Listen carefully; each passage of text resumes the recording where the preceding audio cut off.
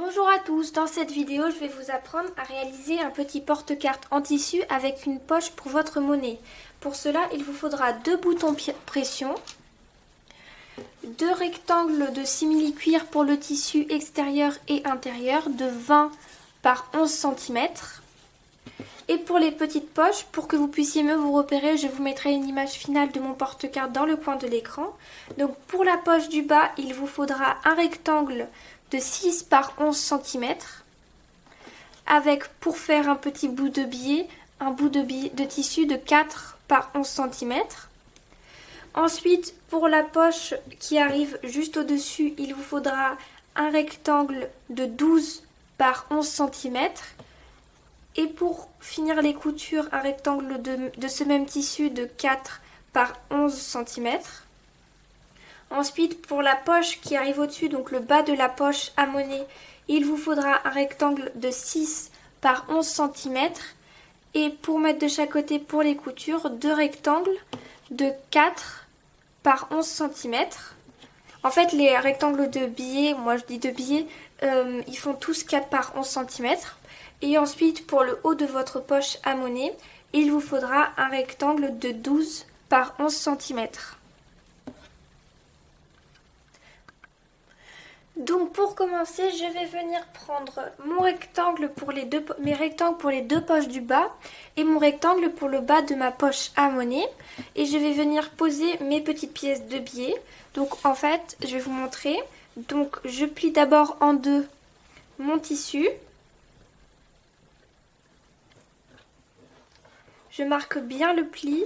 Je vais ensuite plier sur le pli de l'intérieur. Je marque bien le pli. Je fais ça des deux côtés.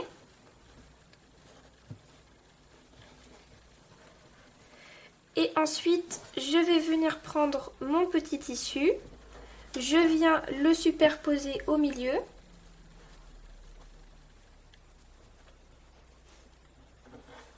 Et je viens replier. Comme ceci.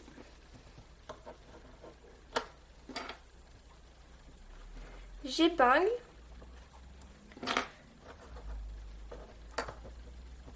Et voilà. Donc ça donne ça. Ensuite je prends mon rectangle, l'autre rectangle de la poche et je viens faire la même chose ici et ici.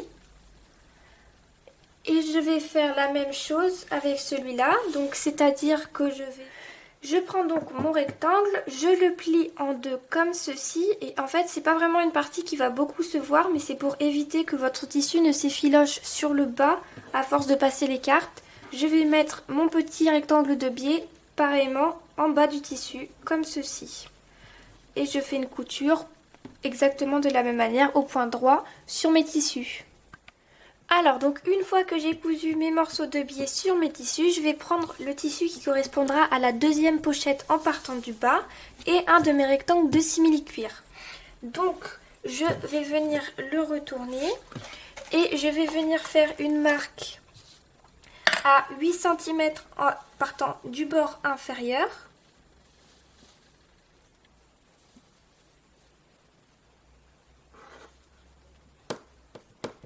Je viens la marquer au crayon. Je fais la même chose de l'autre côté.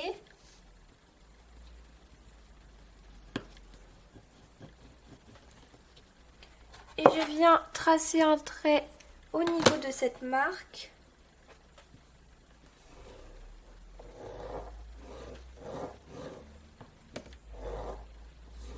Comme ceci. Ensuite, je prends ma pochette et je vais venir faire un trait à 1 cm du bas du tissu, donc le pli est en haut et le biais que nous avons cousu est en bas. Je fais une petite marque à 1 cm du bord et je la rejoins à la règle. Donc je vais pouvoir venir faire d'abord une couture au point droit pour bien maintenir le pli. Et une fois que j'aurai fait ma couture, je vais venir positionner le haut de mon tissu, donc là où il y a le pli, sur le trait à 8 cm du bord. J'épingle mon tissu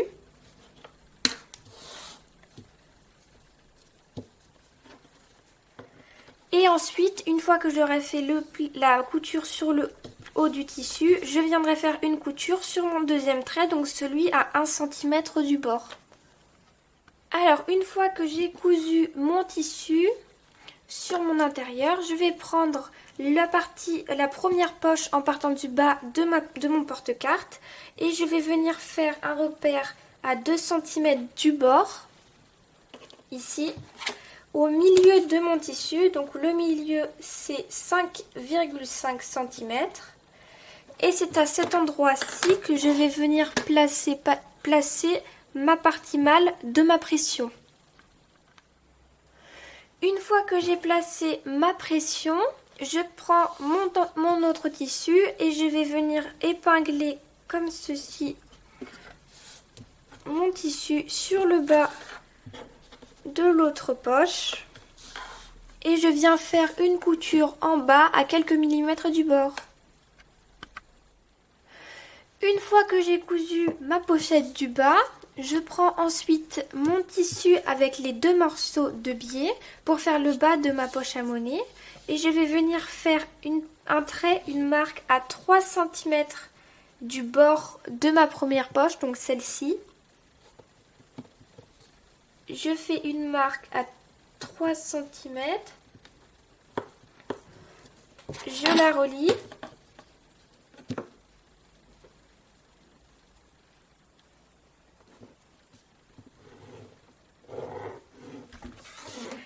Et je viens épingler sur cette marque le bas de ma poche, comme ceci.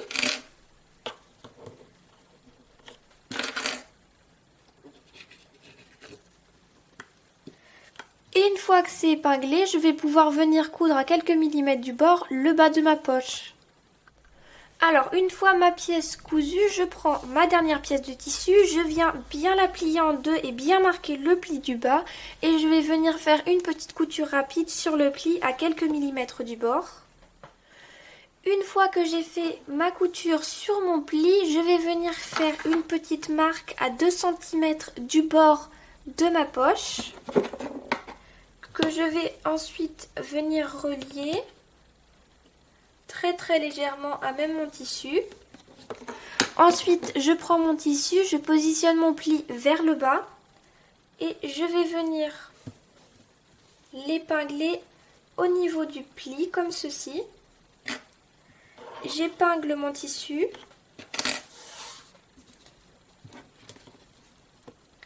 Donc vous voyez que ça dépasse du bord, ce n'est pas grave. Je vais ensuite retourner mon simili et je vais venir épingler et ensuite je vais faire une couture au point droit à quelques millimètres du bord juste ici.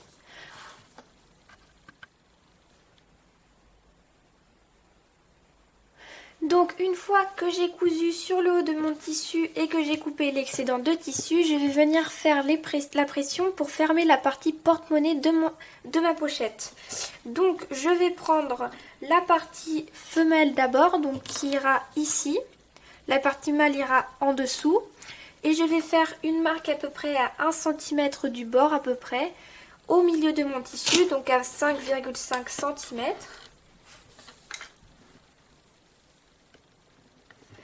Je reporte ensuite ma marque au même endroit mais sur le tissu d'en dessous. Et je vais pouvoir venir positionner ma pression. Donc je rappelle la partie femelle sur le tissu, celui-ci, et la partie mâle sur ce tissu-là.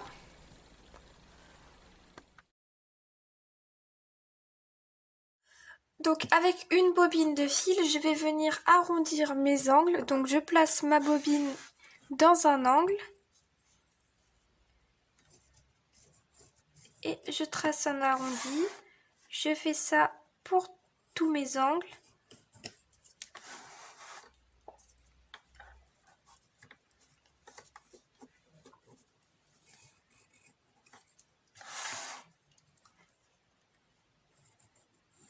Comme ceci. Et je vais venir ensuite coudre tout autour au point droit à quelques millimètres du bord en laissant une ouverture pour pouvoir retourner mon tissu. Alors, une fois cousu tout autour avec ma petite ouverture, je vais venir couper l'excédent de tissu sur les bords.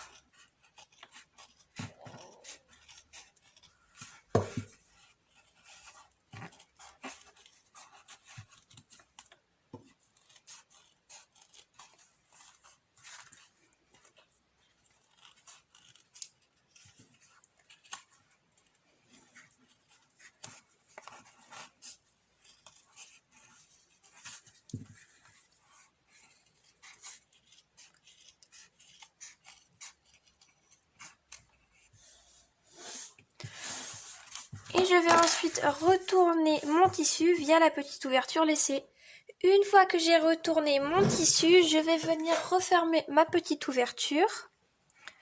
Donc, je vais venir épingler sur le côté comme ceci en rentrant à l'intérieur mon tissu.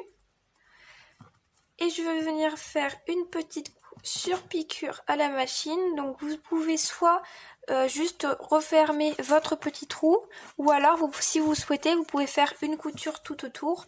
Moi je préfère quand il n'y a pas de couture tout autour, mais c'est votre choix. Voilà, donc une fois que j'ai rebouché mon trou juste ici, soit vous pouvez laisser comme ça votre porte-carte et vous avez fini, ou si vous souhaitez cacher la petite marque du fil, par exemple pour moi ici, vu que mon tissu est plus foncé, vous pouvez découper donc 2 bandes de ruban que vous allez venir épingler au dos. Je vous conseille avant d'abord faire un petit tourlet au bout de votre ruban pour éviter que votre fil ne s'effiloche. Et vous pouvez ensuite venir épingler vos 2 bandes sur le dos de votre porte-carte comme ceci. Ce qui va en fait venir masquer vos petites coutures afin de les rendre invisibles.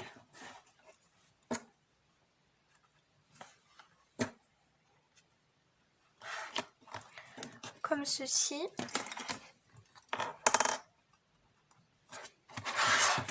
Vous faites la même chose de l'autre côté.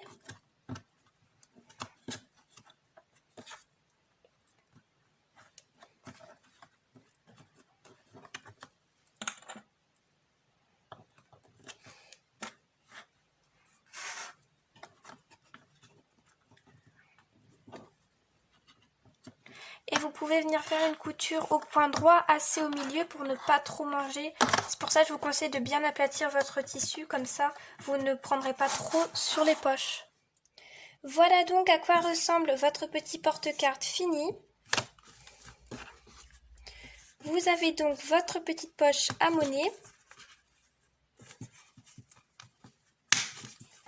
Et vos petites pochettes à carte, vous pouvez glisser à peu près 2 pochettes par carte. Voilà, je vous dis à bientôt pour une nouvelle vidéo.